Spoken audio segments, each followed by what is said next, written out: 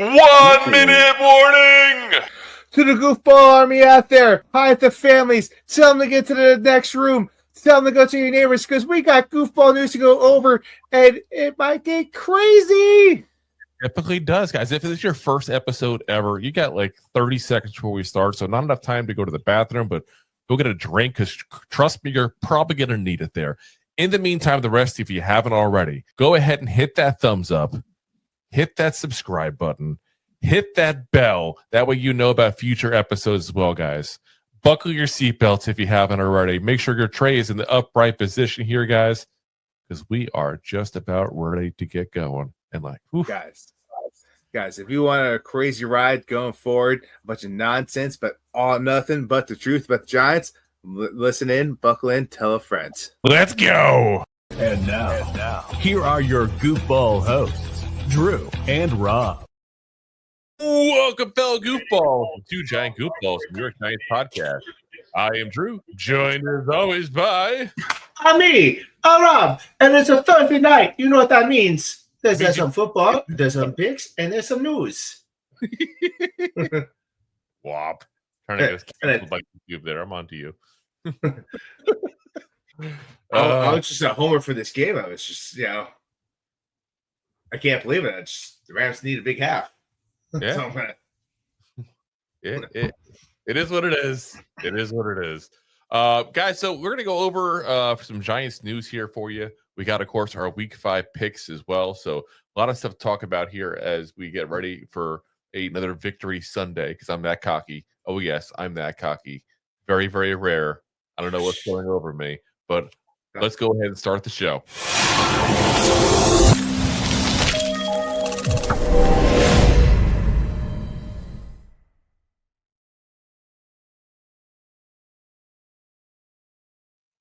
All righty, guys. So listen, we got some Giants news here. We're going to do this also a little different than we've done typically on the Thursdays as well. So listen, you guys do put comments up. We do actually read them. We do see what you guys are giving feedback-wise.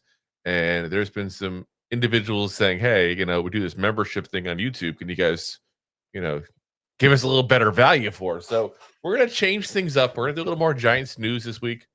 We're going to go ahead and do the injury report. That'll be posted tomorrow as a separate video that will be members only.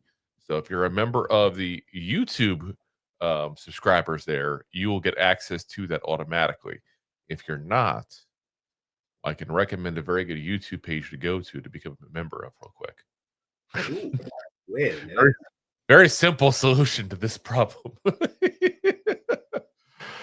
But let's go over everything with you guys here. So first news we got here is there's been a rumor floating around, and it kind of started because of, to be honest, bored writers. People Pretty much. they get talking, they get bored.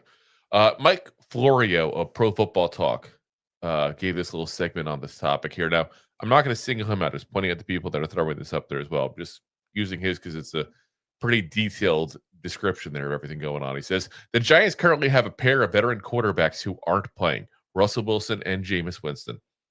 Both played for AFC North teams in 2024, with rookie Jaxson Dart leading the Giants to an upset of the Chargers on Sunday. One of them is expendable. Wilson has a $1.55 million in remaining base salary after 4 weeks.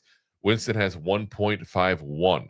Winston's incentive package includes $176,000 for each win if he takes at least 50% of the snaps. That's apparently in there as well. Last week, there was chatter of Wilson to the Bengals for a 5th-round pick, and while the deal for Wilson or Winston is possible, the current dynamic could be that neither side wants to make the first move. In high-tech world, it's the lowest of low-tech negotiating tactics. Don't make the first move. The general thinking is that whoever picks up the phone first surrenders leverage. Whatever the Giants would have wanted a week ago for either player, they'll be inclined to want more from the Bengals if Cincinnati were to call today, given last night's outcome.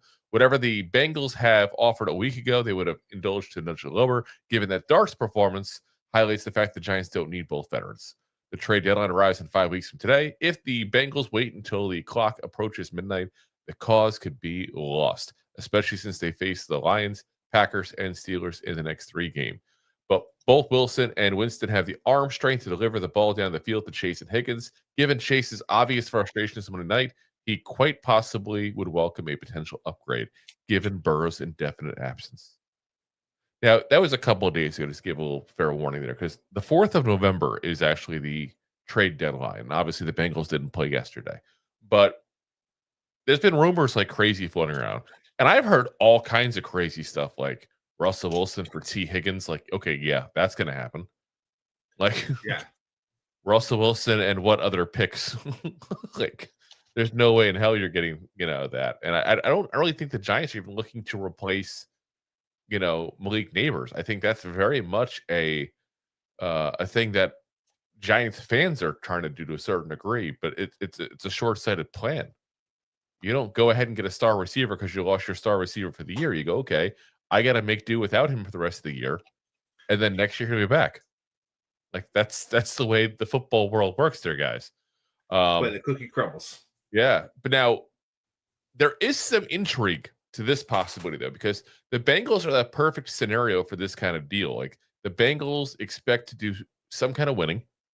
Let's be honest. I don't know to what degree, because they keep on killing their defense and offensive line and important parts, so they can just buy receivers. But they need a quarterback. But they got another one coming back next year.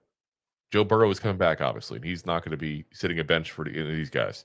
So it's an intriguing option, because let's say, hypothetically, if you're the Bengals and you don't like Jake Browning, and you want to go ahead and get another quarterback, well, you're not going to give up much to get one of these guys. At the same point, though, if you're the Bengals, are Russell Wilson or Jameis Winston better than Jake Browning? Listen, it's hard to say, because Brown looked good a couple of years ago. Was it last year or 2 years ago? 2 years ago when he got hurt. Yeah, when Burrow got hurt last time. He's not looking that good this time.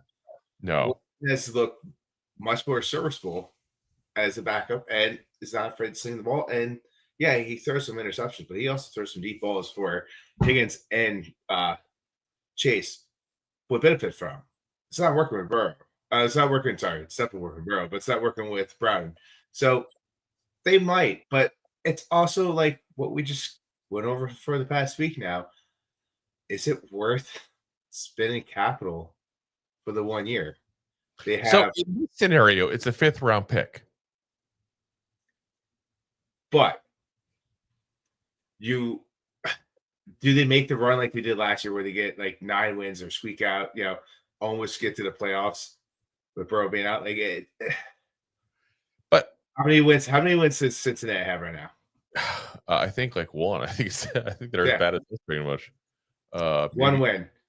No, I mean, the Ravens have. Trying to see. 2-2. Actually, they're 2-2. Ravens have 1 win.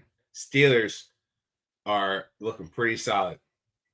Right, they're on the bye this week. Can't lose.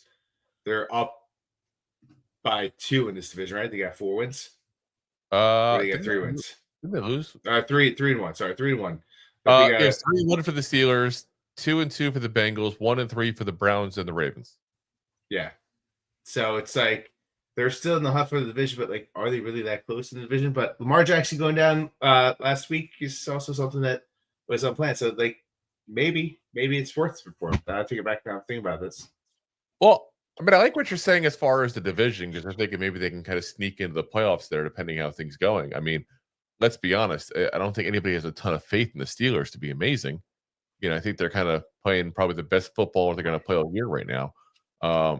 The Ravens back. They haven't let up. I don't know. What just saying to the schedule what they have to do.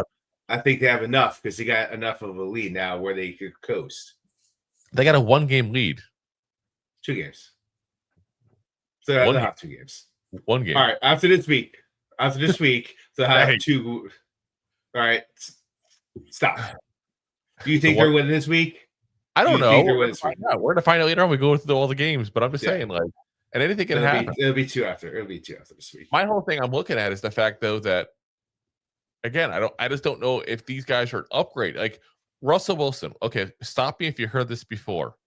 Playing with a team with a top flight receiver and a bad offensive line.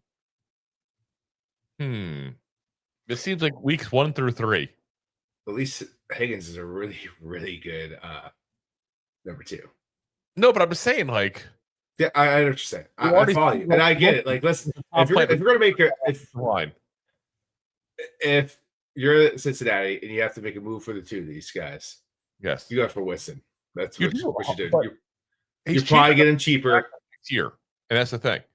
But if you're the Giants, are you going to get rid of the guy that your rookie quarterback literally asked you to get as a backup for him? Like, this is the perfect guy to be a teammate for a 5th round pick. This scenario is a 5th round pick. Like, would you be willing to give up a 5th round pick to give up the guy that your rookie quarterback literally said he wanted to have as a mentor?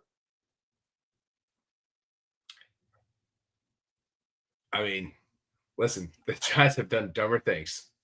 Oh yeah, no, but I'm just saying you, not the Giants right now. Would you do that kind of move? Probably not. I don't see the benefit for not for a 5th. And Jake Browning, I don't think is that much different than Jameis Winston, and I think what we've seen of Russell Wilson. I think Jameis Winston is more like. When have you seen Browning out there really? When Burrow gets hurt, so we don't have much tape. You have a lot of tape on Winston. You know what he is. 2 years ago we got tape on him. I mean, you got 2 years ago. He didn't look bad 2 years ago. When Burrow goes down, you have a lot of tape on Winston and his progression. That's what I'm saying. You know a lot more what you get in at him. And like if they make that move for Winston, it tells you they have more faith with Winston than Burrow. I keep on saying Burrow with Browning. Wrong B. Like so, it means they want him. So like, listen, if you're Dable, you don't make the call, but if he calls and that's they the offer thing. you I call not Dable. That's the thing. Yeah. So I mean, especially with Shane and Dable supposedly being kind of like keeping each other separate and stuff, like the rumor is right now. You know, but I mean, Jake Browning's biggest issue has been just the interceptions. He gets rid of the interceptions. He's already got 5 interceptions in 3 starts. Yeah, he's got more interceptions than any other quarterback in the league right now. You're right. Yeah, absolutely insanity. So if he just stops that, after 4 weeks of football and start week 1. If you go back to when he did 2 years ago in 23, okay? And if the queen had balls, you'd be king. No, but I'm saying you got a history here. This is not a if this happened or that happened. I'm just saying in general, like there's a history of him doing this. So if you go back to that, he had a 70.4 completion percentage first off, which was the best in the NFL that year.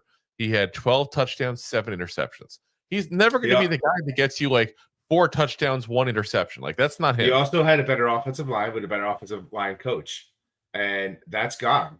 I know. And now he has to figure out how to work behind a bad offensive line. And guess who has more experience with that? Winston. So, not saying I'm approving of them going out. I'm just trying to say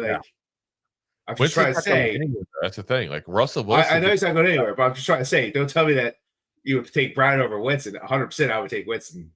Honestly, to get rid of Winston. If I got to give up picks to get Winston, if he's let's say if he was a free agent walking the streets, I'd bring him in to compete. You know what I'm saying? But because I have to get picks up, if I'm Cincinnati, I wouldn't do it personally. Because while he's a better player, can I sit there and say he's an amazingly better player? Plus, the whole reason you got to get rid of this guy potentially is the interceptions. So you're going to bring in Jameis Winston to fix the interception problem? Yeah, because you know what he's doing? A lot more touchdowns on average than what Brown is doing. You get it that you win games. Here's the difference. You're not putting up any touches. Listen, look at Cincinnati. Look at Cincinnati. They have not won any games since Burrow left. They can't put up any points. Since Burrow left, they've averaged 6.9 points per game. Like, you can't do that in the NFL. Like, we talk about putting up 15, 16 points. They've been god-awful. Yeah. So anything you do, if you want to compete for that division, you got to get rid of the problem. The problem is Browning. So, yeah, if you can get it up for a 5th-round pick, which I'm not willing to give up for, but if you're Cincinnati, you get that, hell yeah, you take that. Well, you did have here, they put up a good amount of points. The Bengals put up 21 points in the second half against the Jaguars, and that was with Browning. Okay, what have they done since? I know, nothing since. I'm just trying to play devil's advocate here with you. So, 3.5 games? 3 games? 2.5 games. Yeah. So, but I mean, They've been- 21 points and a half is not bad. Like, let's be honest. The problem is you play way more than that 1.5. Yeah. I'm You just play saying, 5 of this. there is the potential. Like, we're acting like either one of our guys would just step in and fix their problem and make them better. Like, I can't sit there and say that. No, but if you're Cincinnati, listen, roles are reversed. Yeah. Oh, I'm trying to think of You Cincinnati take that. right now. That's what I'm saying.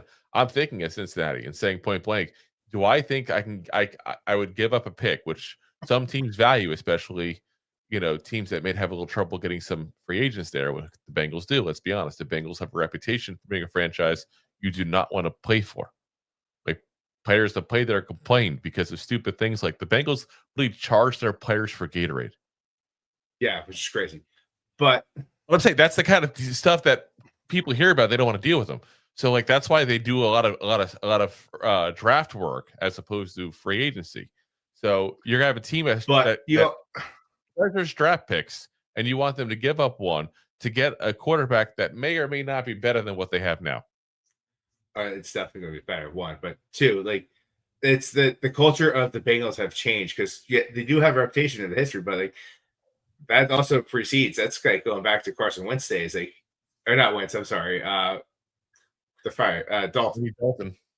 Yeah, this is quite interesting. But you got Burrow that took you to Super Bowl already, and you have Jamar Chase, you got Higgins, you got a lot of talent on that offense that could get you somewhere. So, like, if you're like that piece that's missing, like, yeah, you take a shot there. Yeah, I mean, I think if you think you have a shot, you take that shot. But I don't know they have a shot. I guess that's where I'm at. Well, that's it. You just said they're still in it, right? So I mean, they're technically still in it. I just don't think the team's very good. They're not. Well, this is where I was getting at. Is Lamar Jackson has a hamstring injury. He's not playing this week. He's probably going to be out for like 2 to 4 weeks with the hamstring injury. And we all know how hamstring injuries linger on, especially with a running quarterback. You have to. They're going to play the same. They're 1-3. You got the Browns, who has a quarterback issue. They have 3 quarterbacks. They don't know what to do. So the Bengals are still in it to win it, close to that division. So yeah. And this is kind of what they did last year. You come off to the slow start, like, especially injury. Like, you come off to the slow start, and you might want to take the opportunity. Yeah, I'm just saying. But you're going to have to give up a lot more than the 5th round. Well, they're not going, and that's what I'm saying. I just don't see it happening. I think the only way it happens is if the Giants get something they value that they need as well right now. And I don't know who that would even be at this point. Like, who would you really get player-wise that you're like, okay, yeah, I'd be okay with getting this guy, in exchange. I just don't know who that'd be. I mean, I've heard, what's his name? Andre, I never pronounced his kid's last name. The kid from Princeton they drafted a couple of years ago. Got 2 catches, 34 yards in the season. It's not like he's lighting it up. Yeah. So, yeah, I don't think it happened. I think, honestly, it's just mostly bored writers. So most likely. Let's move on. There we go. Yeah. Next one. This is a topic that'll sure to piss off Giants fans. Shane Bowen talking about the run defense. Oof. Now, let's set the stage here. Giants are tied for last place in rushing yards allowed per attempt. 6.1 yards per attempt. 6.1 yards, guys. Think about that. You don't have to pass. Just run 2 times, get a first down. Yeah, just that's all I have to do. Old school football. That's insanely pathetic. 153 rushing yards per game they're giving up, which is 29th in the league. Giving up 1.5 rushing touchdowns per game, 29th overall. Last week, Murray and Hampton, 54-yard touchdown run and a 29-yard run. Gave up 11.7 yards per rushing attempt the Giants defense did last week. Week 3 against the Chiefs, probably the only game you can say was okay against the run. 105 rushing yards given up. Chiefs average 110.5. So basically an average performance. Yeah. Well, the worst part is the Chiefs' run has been abysmal. It's been terrible. Yeah. Well, I'm saying that's still slightly below average for them. So I'll take that as a win. Yeah. Javonte Williams of the Cowboys got a 30-yard run against the Giants in week 2. Giants gave a 42-yard run to Ja'Cory Krosky Merritt and gave up 6.9 rushing yards per attempt. I mean, it's been absolutely abysmal, the run defense. And this is something we've been talking about for years now. So Yeah. Shane Bowen was asked about it. On the big runs, he said, I think a lot of the ones when they hit big, it's more than one guy, obviously. You want to be able to get them down when they do break for 54 or whatever it was, right? You want to be able to find ways to get them down. So just we're sure we're there, we're supposed to be ready to make it. And then if it does hit, then we find a way to get them to the ground where, again, we can manage the 10-yarders, 12-yarders. But when you give it the big ones, man, those are tough to come back from. How about we just don't give up 10 or 12-yarders? I was about to say, you're the one thinking that's goddamn. A 10-yard run is too big. My God. 10 or 12 yards. Listen, let's just punt it down into their 15. Listen, it's okay if we let up 10 yards every run. No big deal. Yeah. Like, that's absolutely goddamn pathetic. Like, I can't even believe he said this. This is just proof positive why Shane Bowen should not be here.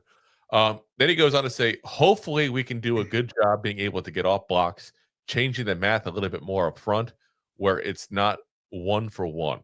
All of these teams mix it up. They run some of these gap schemes and they pin and pull, and you see a little bit of that. But changing the math in these pullers, changing the math some of these zone schemes.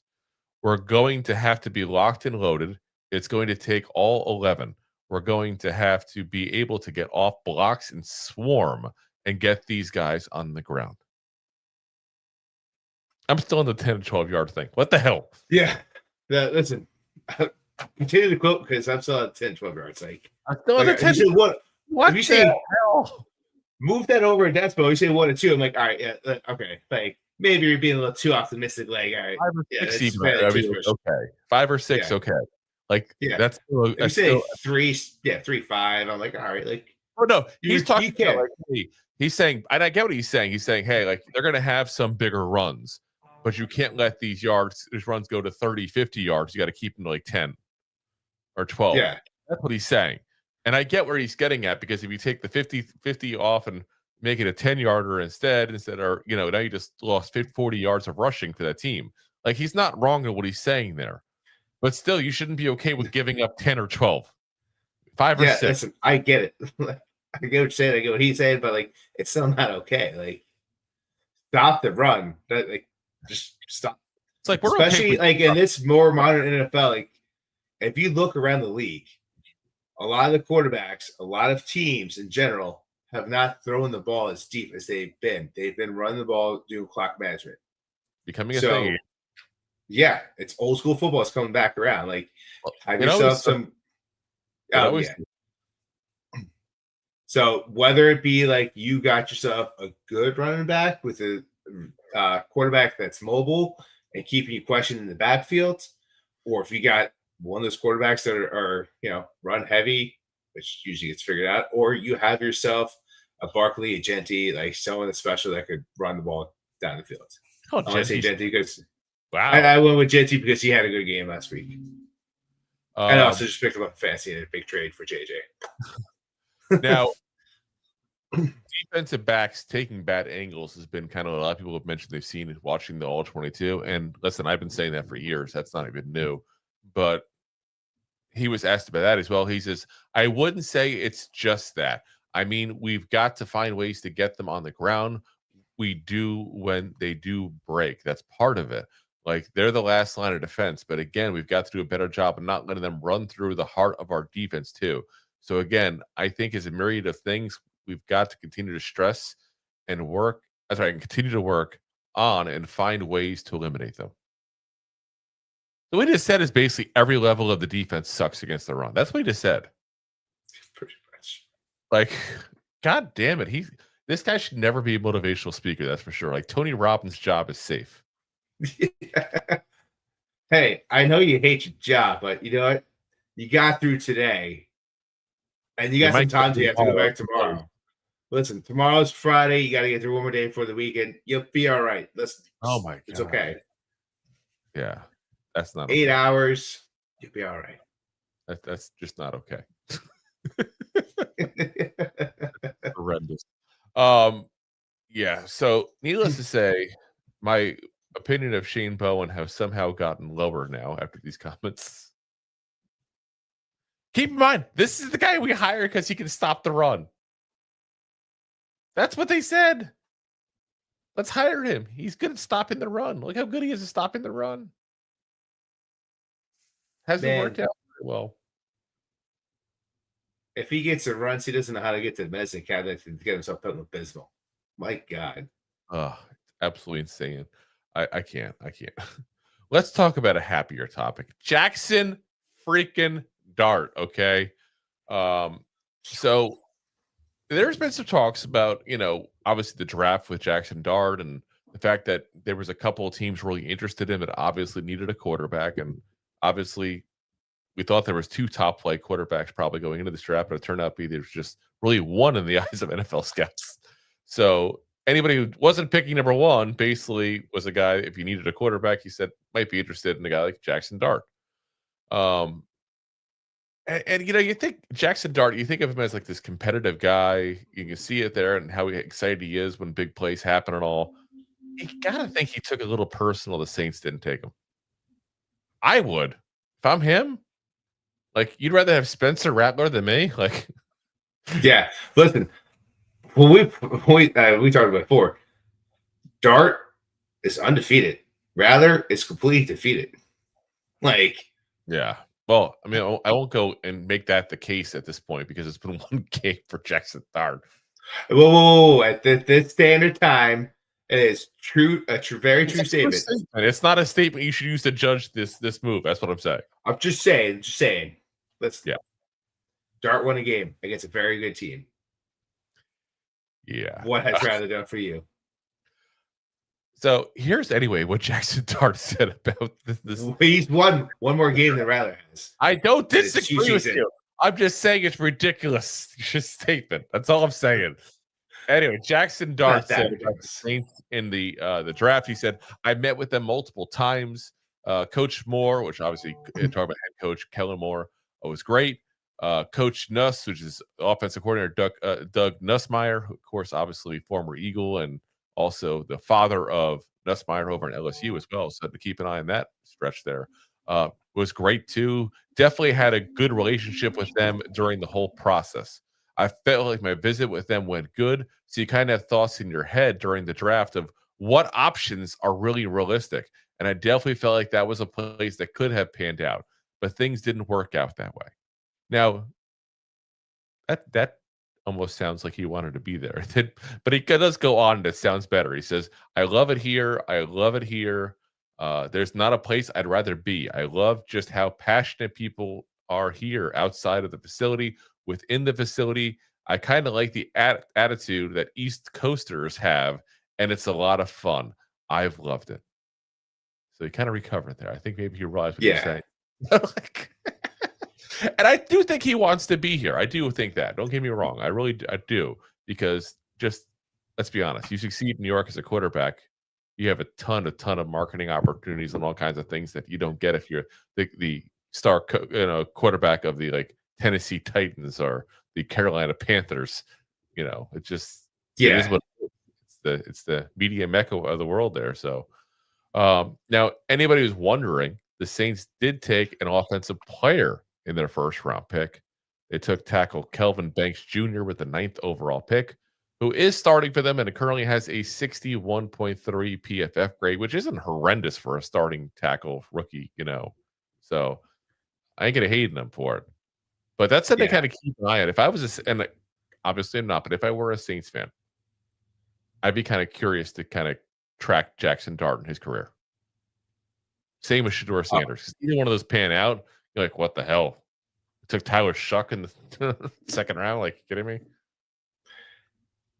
Yeah, I was gonna say, even if the Shedeur Sanders keep dropping as far as he did, even in the third round, either one of them, either one of them succeeds, you got to be pissed off if you're a Saints fan.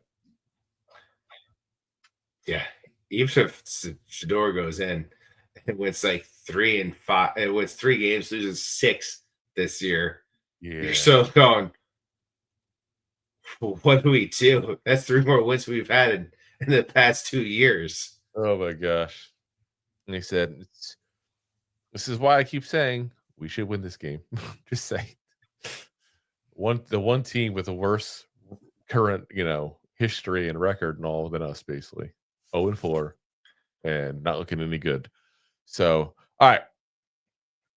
Next up, we got one last thing before we go over our picks for the week here. So, got to talk about Abdul Carter. Of course, had a monster game.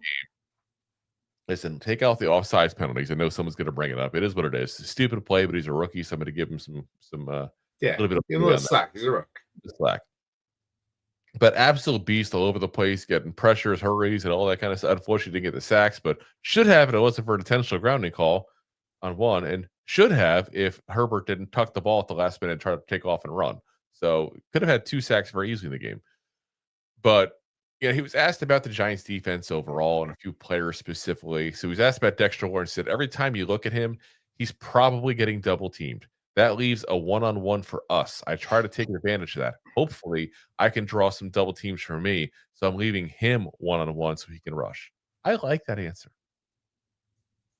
Yeah. I feel like a lot of people are like, yeah, he makes my job easy. I love this.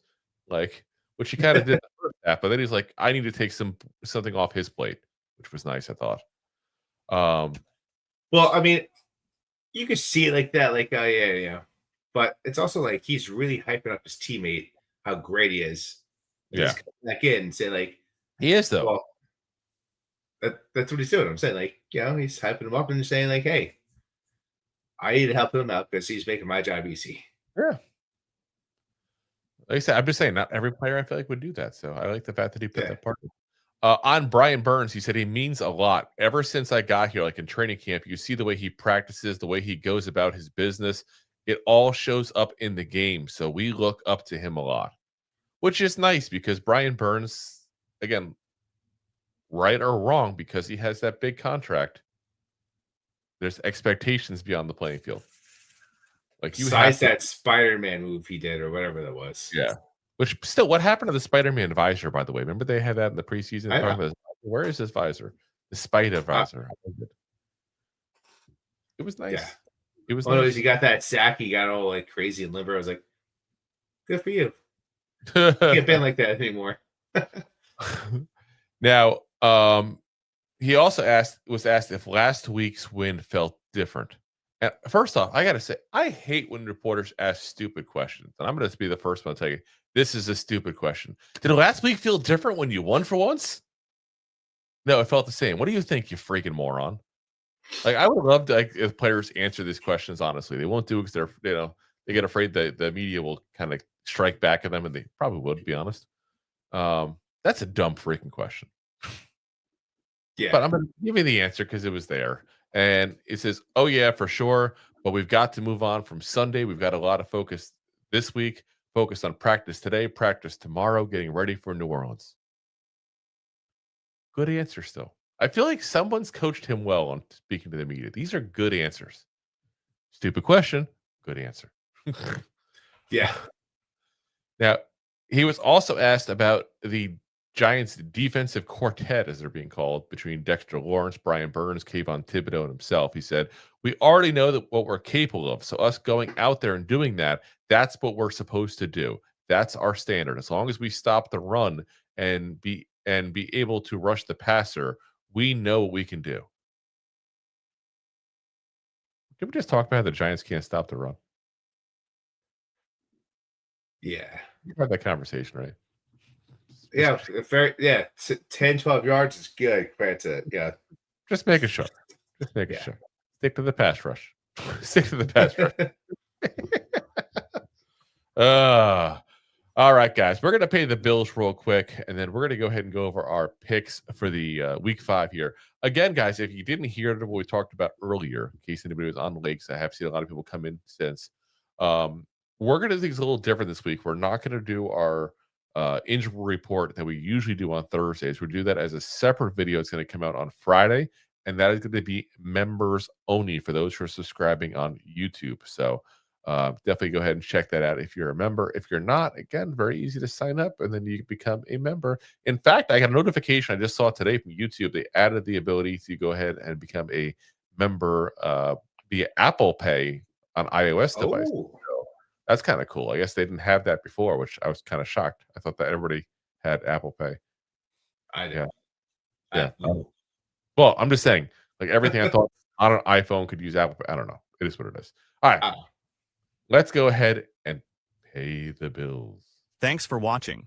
Like the show? Of course you do, or you would have turned it off by now and not be hearing me. There are plenty of ways to support the show.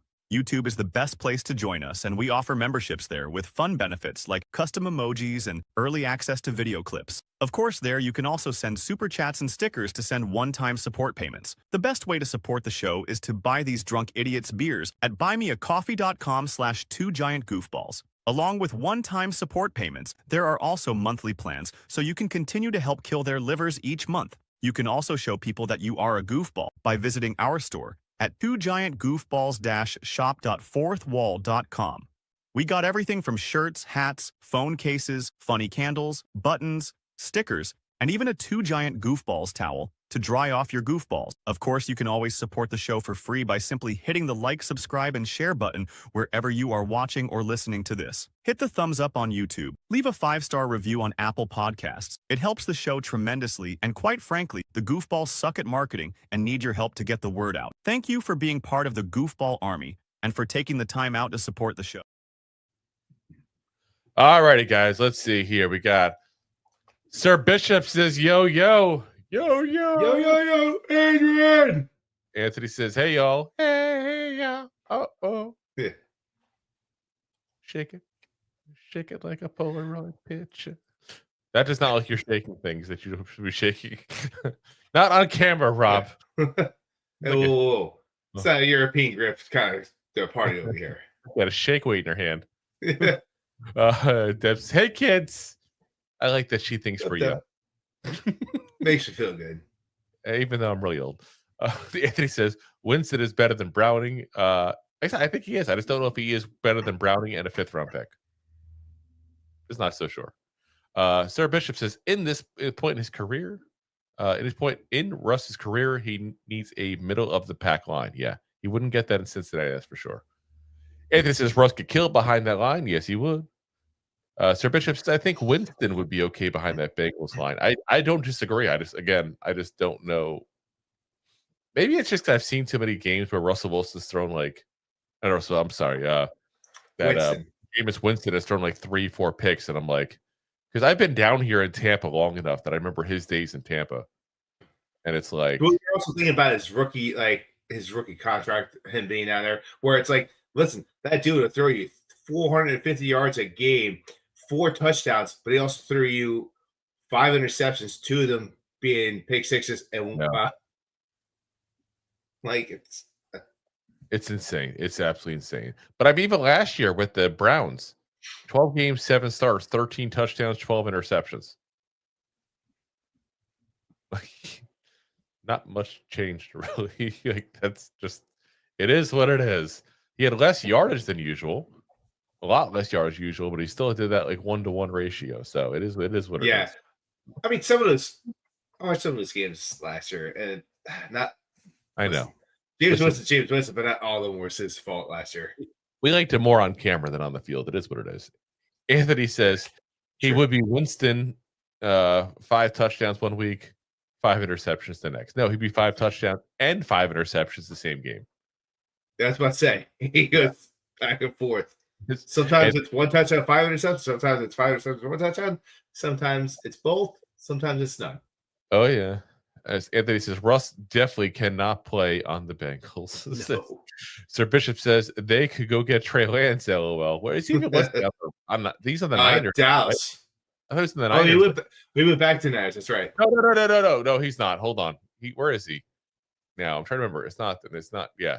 You're. I think we're both wrong. Chargers. That's right. Niners, Cowboys, and Chargers. So we saw him last week on the sidelines. Yeah. Book at Tackle says we have Winston on the cheap for 2 years. Not going to happen. Damn straight. Anthony says I still hate Bowen, and I don't blame you. And then Brad Pond says, "Do you know Muffin when Man. their bye week is?" He says, "New York bye week, Giants bye week. It's late in the season, so it's gonna be a while. It's like, It's, 13, 12. it's like in It's like, December. It's yeah. ridiculous. It's like, I, I I want to don't say know it's why it's so late, but week the first 14, time watching. Oh, it yeah, was right. 13. week 14. So 14 or 13? 14. Yeah. I feel like Yeah. we've always had like the week 5 or 6 bye. We usually Past like 10 years.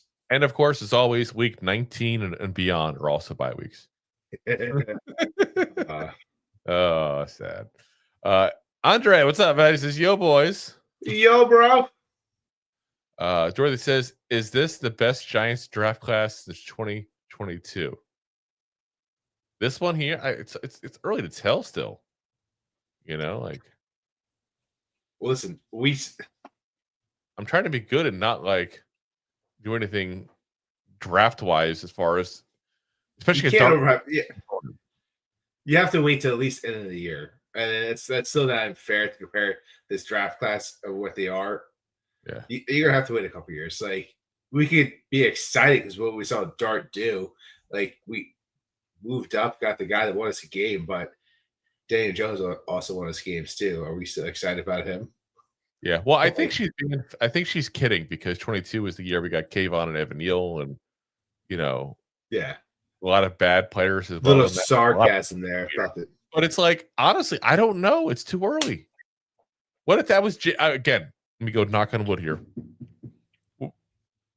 What if that was Jaxson Dart's best game he ever has in his career? As I'm saying, it's too early to tell. I just don't know. God damn, I'll be pissed off if that's what happens. I was about to say. No, I even hate We that go I down. it out there in the world now.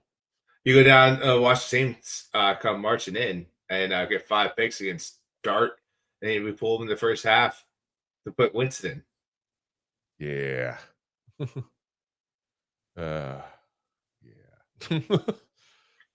All right, let's get into our week 5 picks here, guys, because we got a lot of games this week still. There's bye weeks going on now, so we don't have as many.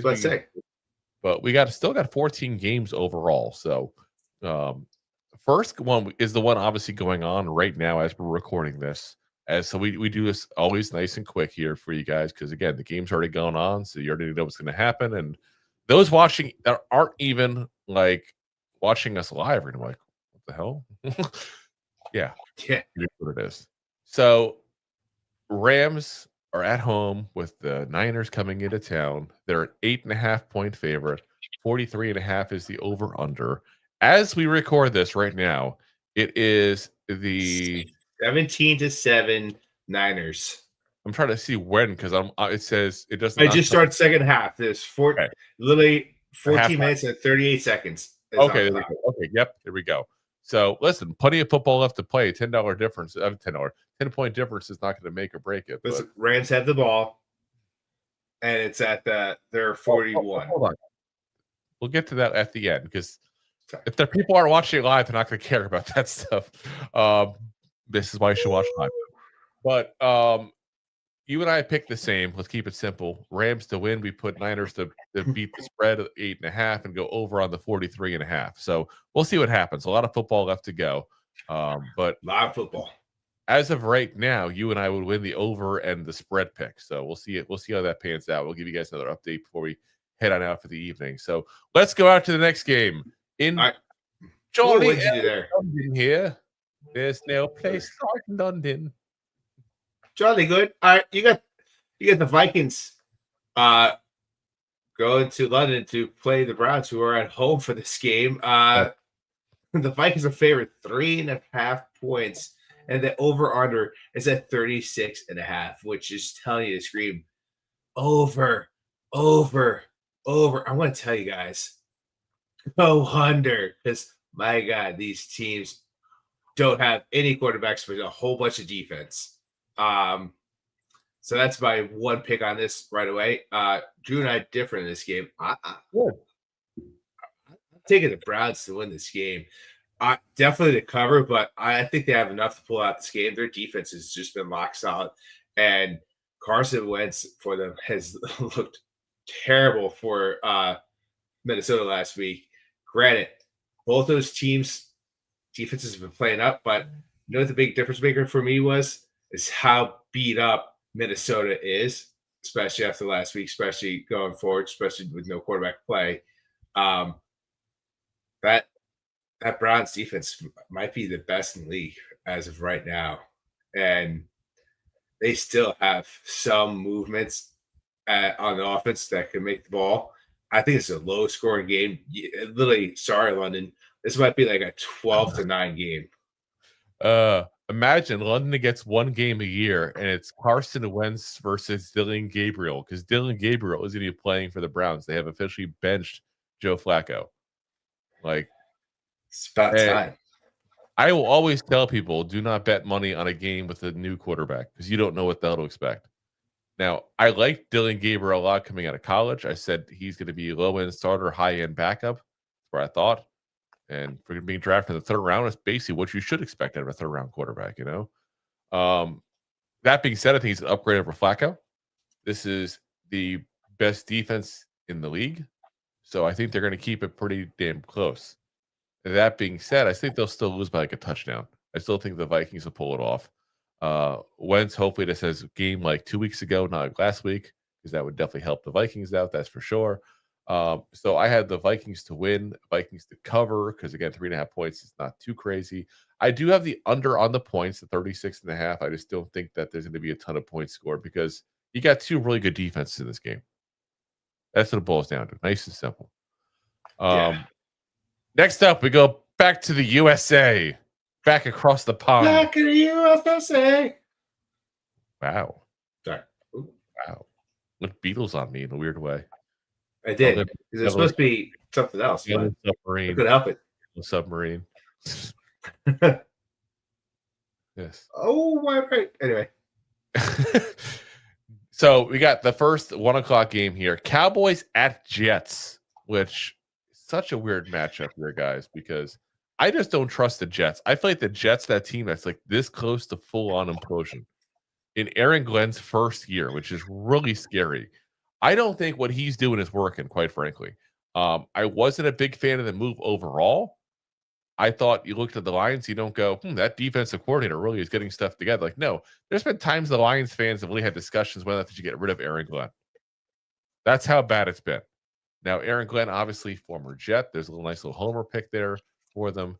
But yeah, I think that they need to really get a solid win to go ahead and try to get some of this losing stench off this franchise. But I don't think it's this week. And it's crazy because the Cowboys have so many injuries. They're like doing ridiculous things. They put 40 points up, though, on the Packers. And the problem is their defense. Do you think the Jets can really score a ton of points? I just don't have any faith in this offense for the Jets.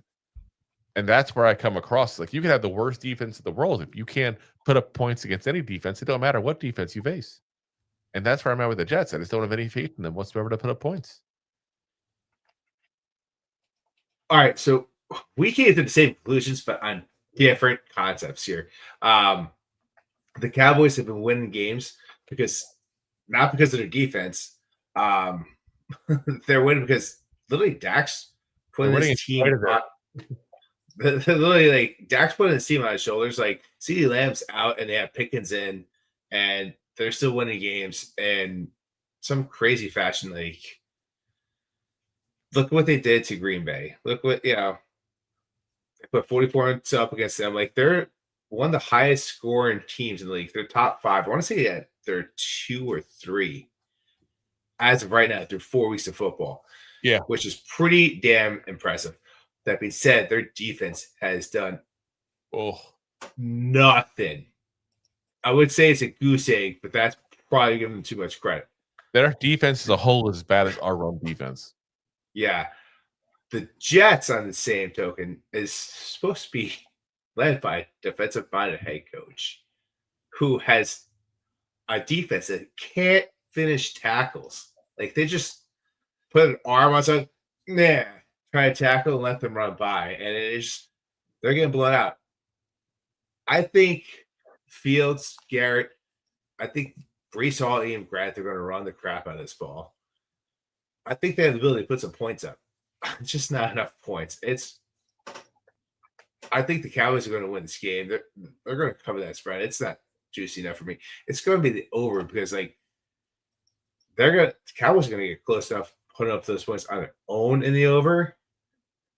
But the Jets are also going to put up probably 20, 25 points in that ballpark. Yeah, on I was their own. thinking like 24 points they'd put up. What I was thinking, I was thinking 34-24 win by the Cowboys. Something, yeah, in that ballpark, yeah. So it's just going to be one of those games where it's just going to be back and forth with terrible defense, but the Cowboys are going to have enough. That being said, Trayvon Diggs looked a little better last week, actually making some tackles, moving around, but usually he's the guy that gets interceptions or lets up the big play. But yeah, what are you gonna do? They're also he's been going after some running backs, but it's not enough.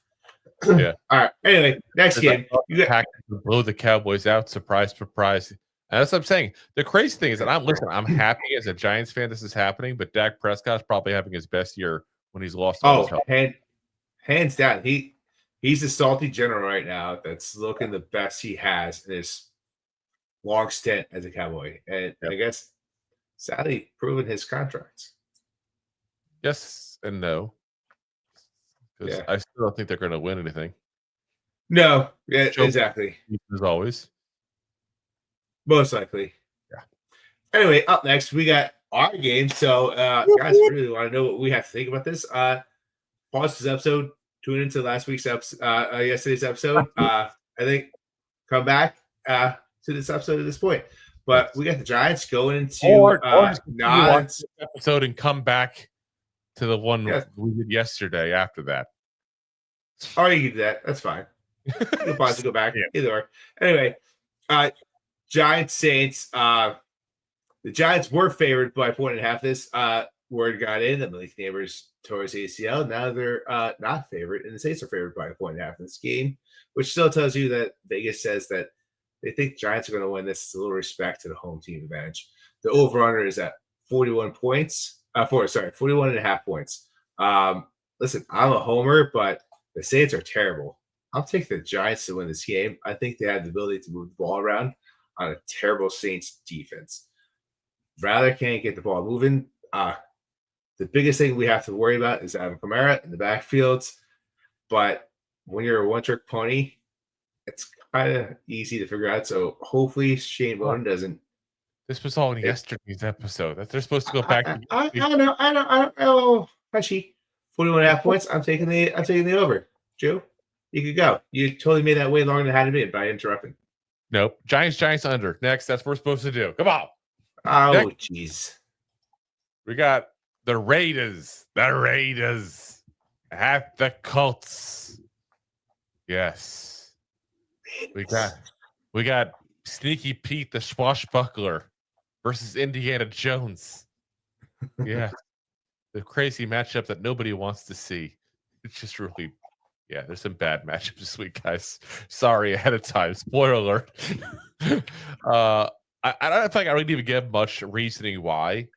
The Colts have played very good this year. The Raiders have not. Therefore, yes, the Colts will win probably. Let's be honest.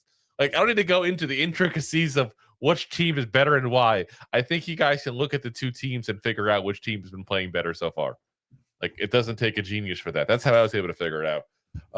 So 6.5 points spread by the for the Colts there. Listen, I don't see them losing by less than a touchdown. I don't see them winning by less than a touchdown. I see them I think this is going to be a blowout game for the Colts. I really do. So I'm going to take the Colts to win. Colts to cover the 6.5 point spread. 47.5 is the over under on that. I'm going to go with the over on that. I just think that the Raiders, listen, they do a lot of turnovers and stuff, and Geno's had his ups and downs, but they still putting some points on the board there. And the Colts, like I said, should just manhandle them though. So you're gonna have enough scoring just to get a high over under. But yeah, Colts over. 100%. Colts have been once again, we're talking about a top scoring offense. Colts is one of those guys. I think they're top two. That being said, the Colts are going to win, but I do think it's going to be a little closer to what you're thinking. I talked about Jaxson earlier. I think they're going to start cooking. I think they're going to start playing a little better. The Colts defense isn't as good as a lot of people think.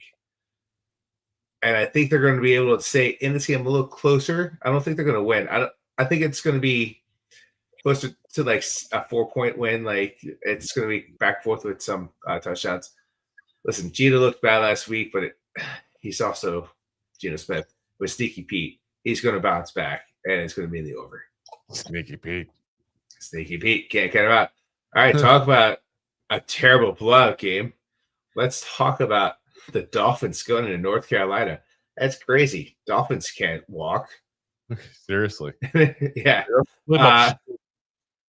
Dolphins are favored by 1.5 points in this game, and the over-under is at 44.5 points. Listen, the Panthers have put up one good performance against the division rival that had a terrible performance, and it's horrible. More of Atlanta looking like ass than the Panthers looking amazing. Otherwise, the Panthers have just gotten decimated every game. The Dolphins have started playing a lot better. They're not playing great, but they're playing a lot better. And against the Panthers team, which is probably one of the worst teams in the NFL, top 3 worst teams, they're going to win. At 1.5 points, yeah, they're going to cover that. And when it comes to the over-under, I don't have faith in the Panthers to put up that many points. So I'm going to take the Dolphins. I'm going to take the under in this game. So Dolphins off its under. I got to say, this is one of the games I really struggled with the most this week because you don't know what the hell you're getting with the Panthers. Like they get blown out last week 42-13. They blow out the Falcons week before 30-0. It's like I don't even know what the hell which team's going to show up. Like, and then you get the Dolphins, who have looked really bad at times this year, squeaked out a couple of wins, have now have to deal with no Tyreek Hill, and let's be honest, no Tyreek Hill maybe ever again for them, and that's a loss. Like, listen, we may not have been playing as good the last year or so as he used to play, but he's still a damn good player. And to not have him is going to hit this team. And to not have a security blanket who's good at getting open for a guy who has concussions on a weekly basis, that's an issue as well. Like, you took away a big weapon from a guy who needs all the weapons he can get his hands on. Listen, Tyreek Hill went out in that first half. Right at the beginning of the second half. You still got Waddle. You know who also they have is Darren Waller, who decides to show up and get 2 touchdowns in that game. Oh, yeah, 8 chains in the backfield. Yeah, I think they'll be okay. I just don't know. I really don't know. So I'm kind of hedging my bets here. I'm going to pick the Dolphins to win. I'm going to pick the Panthers to cover the spread just because I'm trying to hedge my 50-50 there either way. Because I have no clue who the hell's going to win. I wouldn't put a dime on this game. I am going to go the under on the points, though. And like I said, but I wouldn't touch this game with any money whatsoever. Just wouldn't do it. Yeah, it's scary pick. Yeah. Next up, we got our next 2 opponents playing each other. The Broncos at the Eagles. So it's a good game for Giants fans to rewatch later on at the once our games are all over for the day there, because we're playing the Eagles next week, then we're playing the Broncos, then we're playing the Eagles again. So this game literally focuses on the 2 teams we'll be playing for the next 3 weeks. Yeah. Kind of important for us to watch. Now, the Eagles are like that team, and they seem to be this team every year, I feel like, that they win, and you just like, how the frick are they doing this? Like, they just find a way to win somehow when the offense is in absolute disarray. They've had issues overall on defense at times as well. Special teams are just going off like crazy, scoring more points than the Giants are as a whole, it feels like. Saquon Barkley is literally averaging, what we said, 3.1 yards per carry this year. And yet somehow they're just getting it done still. So, listen, I don't understand the science behind it. I don't understand how they're doing what they're doing. But I'm just going to sit here and say that until proven otherwise, the Eagles are going to continue winning. So I got the Eagles to win. 3.5 point spread is not enough for me to go anything crazy. I think I'm going to just continue with the Eagles. The over-under is 43.5. The Eagles have not had a great offense this year so far, and the Broncos have a really good defense. So I'm going to sit there and say that it's the under for that reason at the 43.5. Yeah, Drew, you bring up a not good offense for the Eagles. You know where they rank with total yards per game? Oh, it's horrendous. 30th. I know, and yet they continue winning. Yeah, you know where they rank with rushes? 29th. Yeah. Yards per play, 30th. This was all just about top 10 last year. Yeah. They're bottom of the barrel. Playing a good defense. Listen, I think this is a really good analysis. What was that? And there's AJ Brown issues on top of that. Oh yeah. Talk about like being quiet and walk somewhere else. And listen, you watch who did the Broncos play last week? Oh, Cincinnati. What do they have over there? Jamar Chase and T. Higgins, right? Two really good receivers. Last week, now hold on. The last week they played the Bucks. The Broncos? Oh, I'm sorry. They said the Eagles. I'm sorry. The Broncos. Who did the Broncos play last week? They Monday Night Football. They played the Bengals. They played the Bengals. They whooped the Bengals. Yeah. And what do the Bengals have right now? That's the best part of their offense. Oh, classic. Two really good receivers. What do you have with the Eagles? Two really good receivers. And they shut them down. Granted, they had a terrible quarterback. Horrible throw to him. He also, besides AJ Brown not wanting to be there because he's not getting the ball because he got like twice last week, he also got a lot of injuries on that offensive line, which is why Barkley can't run. So we talked about how good can Jalen Hurts be. This is his test because he really is struggling with the offense. It's struggling. And I can't sit there and say their defense has been playing that much better. It's their special teams that's winning them games. Weird. Hands down. The Rams should have beat them. But special teams won them that game. The Rams should have won, right? There's twice against the Bucks. Yep. The Bucks should have won that game. Special teams won that game. They should be a 2-2 team. Which I'll give you one better. Which Kelce catches that ball in the end zone, they're a 1-3 team. Yep, 100%. I'll give you one even better. Wait. Off the ball. They're wrong. But the Broncos themselves are a 2-2 team, right?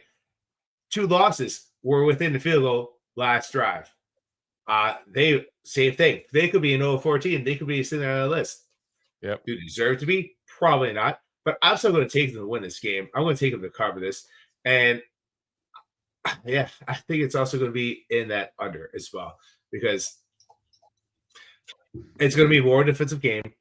I think Bo Nix is still have to wake up to playing an elite team, I'm not even trying to be a homer on this, but I just think the Broncos are going to come in and shock the NFL in this game. Yeah, listen, I would love it. Again, I didn't agree with you. I put the Eagles to win this game, but I would love to be wrong on this one here. I would gladly give up the points to you in that matchup because I just still despise the goddamn Eagles so much. It's not even funny. Plus, Bo Nix is really starting to come to. Looked bad the first 2 weeks. Looked pretty good the past 2 weeks. So yeah, we shall see what happens there. So. Next, another game we don't agree on is the Texans and the Ravens. Not to be a guy that gives it up too soon, but my guy, talk about 2 teams that should be great. 2 teams that are 1-3. Texans are going into Baltimore. And Texans in this game are favored by 1.5. Tells you what they're thinking on this Vegas. But the over-under at 40.5 points. Where do we start? This Ravens defense, half of them are out. You got Lamar Jackson that's banged up. Yep. But you still got Zay Flowers. You still got King Henry. You got weapons over there. But is Cooper Rush going to be able to come against the Texans defense, who's really become holding out some really good teams to under 20 points? They're a top 5 score against teams. for the defense. So kudos to them. And CJ Stroud start coming too. Yes, they're dealing with a terrible offensive line, but offensive line is also going to be facing against the second string tackles for the Ravens. So I'm taking the upset with the Texans to win this game, and the Texans to cover, obviously. And I'm going to head to take the over because that 40.5 points is just, it's a little too light for me. Yeah. I wouldn't be surprised if it goes in the under, but like I'm going to float around 44 total. You know, I think the big thing here is how much do we really trust the backups at quarterback for the Ravens? You know, Cooper Rush is the backup. I mean, we've got Giants fans remember him obviously from his Cowboy days. He's the backup for the Ravens. Their third string quarterback is former Pro Bowler Tyler Huntley. I got to say it that way. Very loosely. I can't believe he ever made the Pro Bowl. But listen, they've got some backups that have, one has experience in this offense specifically. One is a guy who you've seen win before as a guy to walk in for a couple games there. So don't get me wrong, you lose Lamar Jackson, it's a big loss. Like, I'm not trying to downplay that loss in any way, shape, or form. But I think if you got to lose Lamar Jackson, the week you play the Texans is probably the best week to lose him. Like, yeah, like we got a problem, Houston, because like something's going down here. Like I don't pretend to follow the Texans well enough to know every in and out of the roster and everything like that.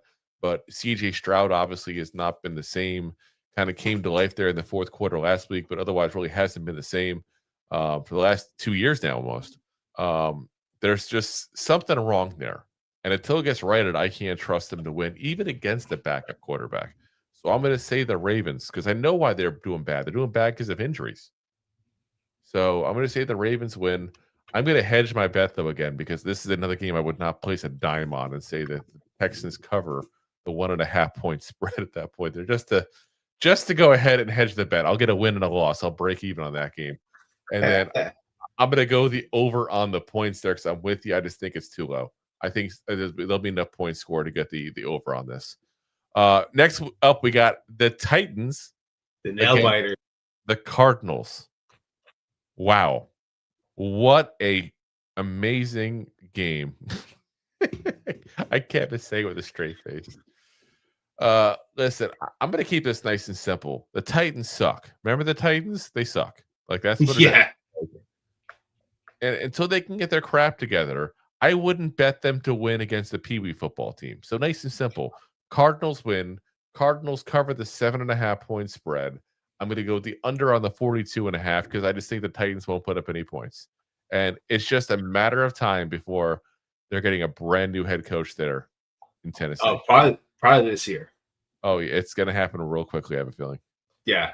So, yeah. Titans are terrible. But you know what? Also, it's been terrible is a Cardinals offense as well. They have not put up many points. I think their average is about 14 to the Titans, like 10.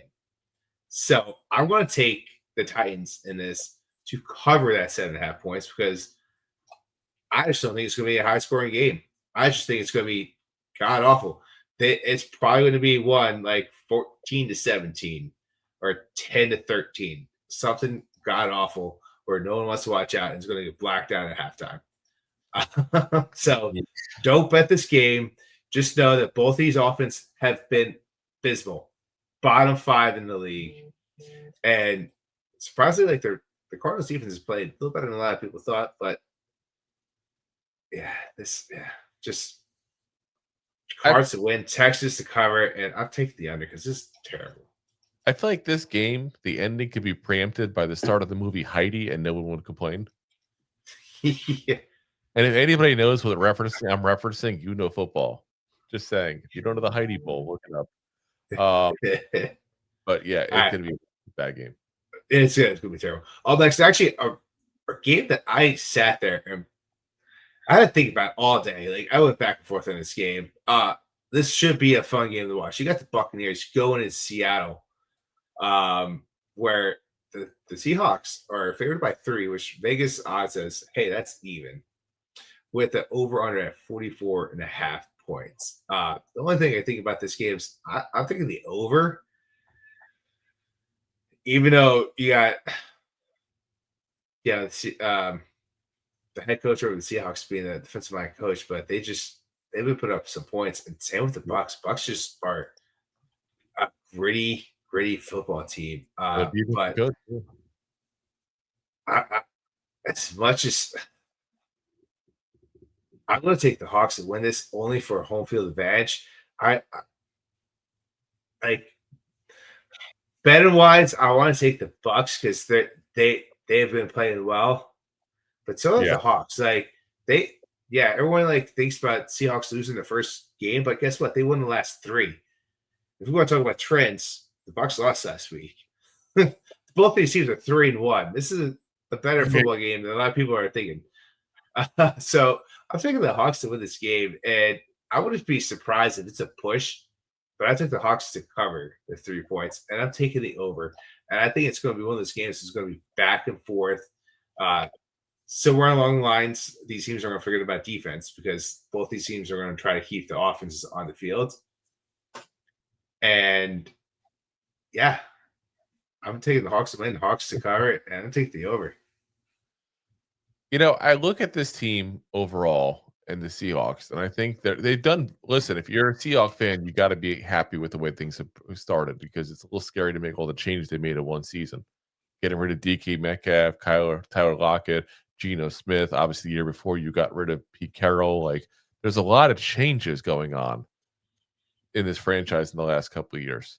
I still think they're kind of learning to kind of blend together a little bit to a certain degree there. Whereas the Bucks have been around for a couple of years, they're winning games they shouldn't necessarily win just by last-second heroics by Baker Mayfield. I'm going to trust the one that's been together for a little while there, and I'm going to trust the Bucks in that regard. So I got the Bucks to win. I'm with you that it wouldn't shock me if there's a push and it's a win by a field goal. That would not shock me at all. But I'm going to say the Bucks cover because the fact that I'm picking them to win, a 3-point win, is not a typical one. That's for sure. I'm also with you on the over. Because I don't think that's that high of an over. If it was like a 48-point over, I'm like, maybe under.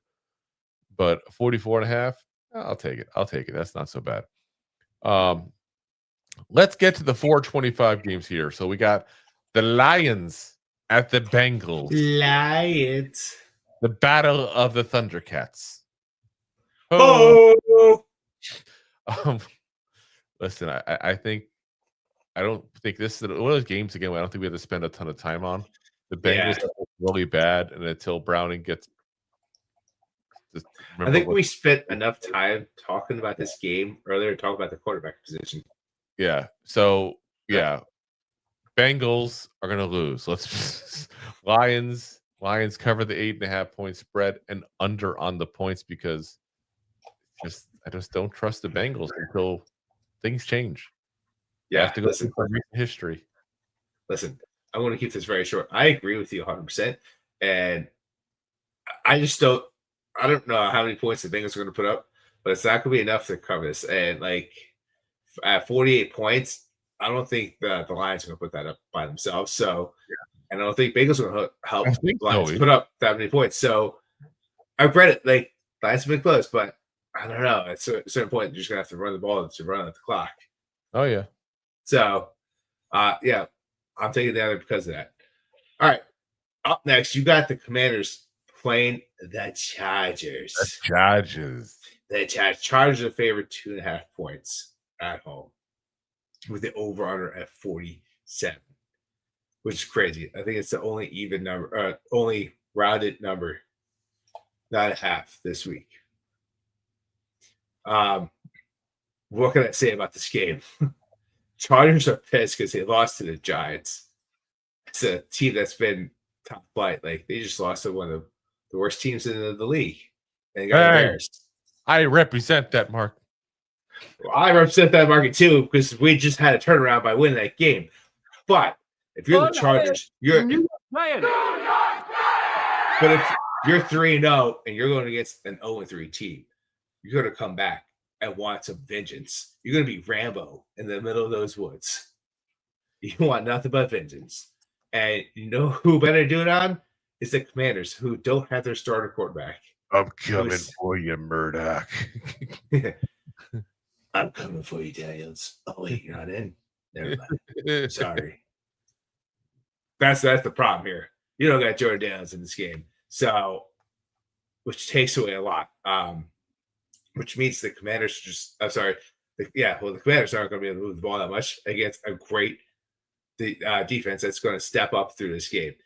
And the Commanders defense has also had some injuries around there. And I just, I think I'm just taking the Chargers to win, the Chargers to cover. And I'm taking the under because I think it's going to be Harbaugh going in there, getting some turnovers and just running the ball nonstop and just running that clock. It's going to be one of those boring games to watch. Well, maybe not boring, but one of the slow moving games to watch where you're going to be like, oh, wow, it's halftime already? Oh, it's 6:45 and the game's over? Oh. Yeah. This is another game that I'm so torn on, dude. Like, listen, if Daniels was starting this game, I would be in that ballpark. He is not. Here's the problem I have. It's the offensive line for the Chargers. Like, there's a reason the Giants dismantled that, passing offense. And if all they do is pass, they don't like to run, even though they should, especially against the Giants. But it just makes me continue to wonder, like, if the Giants beat the Chargers and the Commanders destroyed the Giants. Pre-injuries. I get it. I get that part of it. I can't trust the Chargers with that line that banged up right now. I'm going to see the Chargers win. I'm going to hedge my bets again, though, and say the Commanders for the spread pick. I'm like chickening out this week in a lot of games. That is 100% chicken out there. I'm calling at that point. There's just these games are freaking weird this week, dude. But I'm going to go with the under with you on that. Yeah. All right, next up. Yeah. We got the battle of the blue and red. One just has some white as well. Patriots at the Bills here. The Bills. The Bills. We got to do that since the Bears are on the bye week. Listen, the Bills, let's be honest, they're a better team than the Patriots. Patriots are up and down. They had a good week last week. The Bills, like I said to you guys last week, they don't typically destroy the enemy. They kind of keep them somewhat close. 8.5 point spread. I'm going to say the Patriots cover the spread. And 49.5 is the over-under. This is two teams that both can put up some good points there. So I'm going to go ahead and assume that they go on the over there. So Bills, Patriots, over. Yeah. Listen, you're going to Bills country. You're going to get punished there. Listen, Drake Mays definitely has been coming around. 8.5 points is pretty steep. He'll be coming around the mountain when he comes. But listen, you're going to Buffalo. I'm taking the Bills in this game and a get right game for them because they should have smashed the Saints and not let them hang around. And I'm taking the under. I'm going to go to those surprise. I think the Bills defense is going to step up in this game a little bit. So should be interesting next week when we start tallying those points. Yeah, that's going to be a fun game to look at specifically for us because it might decide. That's for sure. We're Yeah, going to watch too much this week. Well, listen, there's another game that's going to decide, which is Monday Night Football. Monday night. You got the Chiefs going into Jacksonville, playing the Jaguars. Playing the Jaguars. The Chiefs on the road, favorite 3 points with the over-under at 46.5 points. This is telling you to take under, 100% take under because both these teams' defenses have been stepping up. But that being said, I think I smell an upset. I smell a home upset with the Jaguars coming in. The Jaguars defense has actually been one of the best, if not the best defense in 4 weeks of football. The Chiefs have not found a way to actually get together, and Trevor Lawrence has looked a lot better with a much better offensive line, which is arguably PFF like top 5 offensive lines. So, yeah, I think the Jaguars sneak one out here. I'd love to be there with you. I love a good upset. As we lost Rob again. I love a good upset. But when it boils down to it, I can't trust the Jacksonville Jaguars. I can't. There's too up and down. I like Liam Cohen, and I think they're doing some good things there, but they're not someone I trust to win a game yet. The Chiefs, meanwhile, have won the last two. Obviously, one against us, destroyed the Ravens last week there. And again, the Ravens, I know 1-3. They're going the same record as us. Not like they're blowing it up right now. I can't trust the Jaguars to beat the Chiefs right now. So I'm going to go opposite of Rob. I'm going to say the Chiefs win. 3 points. Not going to care about that. Say the Chiefs cover. I'm with them on the under. I think this is the under of the week at this point there. But we'll find out there because that's going to be a big time matchup there. I think where you kind of get a better idea what's going on with those Chiefs because they played good last week against the Ravens on offense, put up a lot of points, but the Ravens defense just hasn't been the Ravens defense. So we'll have to see what they do here. All right, let's get to the last of the comments here, and then we'll let you know what else is going on here as Rob disappeared real quick to have a burrito with some prime rib from the Golden. But let's give an update. Where are they at on the game here? I know you're watching it. You got the Niners are up 20-14, and it's 10 seconds left in the third, and Niners have the ball, and it looks like the third's about to run down. It's gotten closer then, and I saw Deb said that Mac Jones is out. She said, "Oh yeah, he got sacked to grab his calf and." But it looks like I don't know a passing stat so far, so I'm guessing he's back in. I don't know. I've been looking over. I haven't really watched the game to see what's going on, but I saw him grab his left calf. Whoa! You saw what? Grabbed his what? Oh my God! McCaffrey. He grabbed McCaffrey. Okay, it's weird. Is that what they're calling it? He yanked it a little bit. Well, Sean Jackson says, "Good evening, fellas. Can the Giants finally consistently put up sevens when they reach the end zone? Green zone, Coughlin style versus the Saints. Who steps up to lessen the absence of neighbors?" I'm going to say Theo Johnson actually on that part. I mean, either one is a legitimate answer to see who it is. As far as can we step up and put up multiple sevens? Multiple is 2 technically, so I'm going to say yes. Yeah, that's. Now, are we going to say 3 or 4? Probably not. But 2, I can say 2. I can see it. So, Coach Ed Sports, what's up, Coach? Says, peace. Coach. Thanks. Appreciate it popping in, man. If you guys haven't already, do me a favor. Hit the like and subscribe and check out Coach Ed Sports as well. Friend of the show. Has been on the show with us before as well. Good guy overall. Definitely something we want to encourage people to support there. Sean Jackson goes back with Giants need to smoke the Giants need to smoke the Saints and also come out of that game healthy with a Thursday night showdown versus the Eagles around the corner. How great would it be, New York Giants fans, to give the Eagles their first loss of the season? Only thing be better than that is to give them their second loss of the season, have them lose to the Broncos this week. That'd be nice. Imagine going from 3-0 to 3-2 in 2 weeks. How pissed off would the Eagles fans be? Oh, it'd be spectacular. Sean also says, do the Giants finally get their first defensive touchdown of the season against the Saints? Honestly, I couldn't care less. I don't care where the points come from. I just want points. I just want to win. God damn it. I'm so tired of losing. So tired of losing. It's back-to-back wins. It's going to be nice. It's going to be nice. Listen, guys, that's going to call it a night for us. We'll be back on, of course, Sunday for game time there. So, obviously, I'll be back on for the play-by-play as we always do.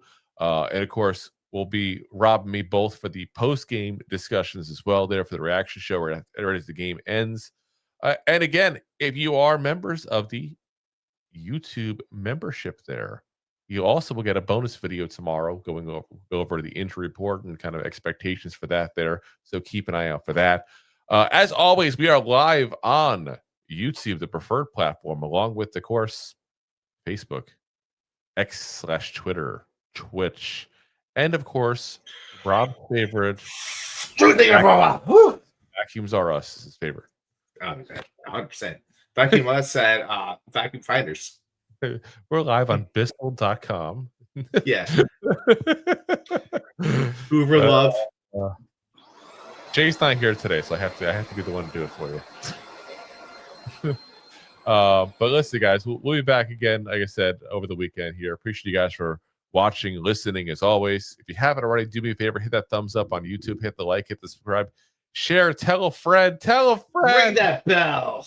Damn straight. Appreciate you guys for watching. And as always, Giant fans, Go J-Man!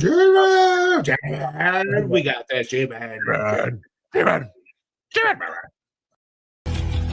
Thanks for listening to Two Giant Goofballs, a New York Giants podcast. We appreciate your support. Thanks so much. Please, I'm begging you. Please subscribe.